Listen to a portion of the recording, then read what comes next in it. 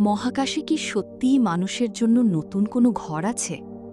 বিজ্ঞানীরা সম্প্রতি এমন কিছু গ্রহের সন্ধান পেয়েছেন যা পৃথিবীর চেয়েও বেশি বসবাসযোগ্য হতে পারে।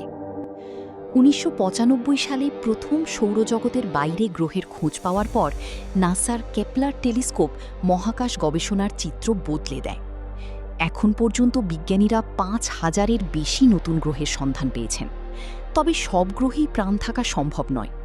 বিজ্ঞানীরা মূলত খুঁজছেন হ্যাবিটেবল জোন বা বসবাসযোগ্য অঞ্চলের গ্রহগুলো, যেখানে তাপমাত্রা পানির তরল অবস্থা বজায় রাখতে সক্ষম। এরকমই একটি সম্ভাবনাময় গ্রহ হল KY 5715.01, যা পৃথিবী থেকে ৩,০০০ আলোকবর্ষ দূরে অবস্থিত। গবেষকদের মতে এটি আমাদের পৃথিবীর চেয়েও উন্নত পরিবেশের হতে পারে।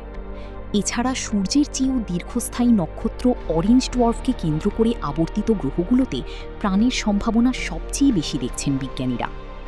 ভিন গ্রহে প্রাণ বা মানুষের বসতি কি তবে কেবল সময়ের ব্যাপার? মহাকাশ বিজ্ঞানের এই নতুন আবিষ্কার আমাদের সেই স্বপ্নের খুব কাছে নিয়ে যাচ্ছে।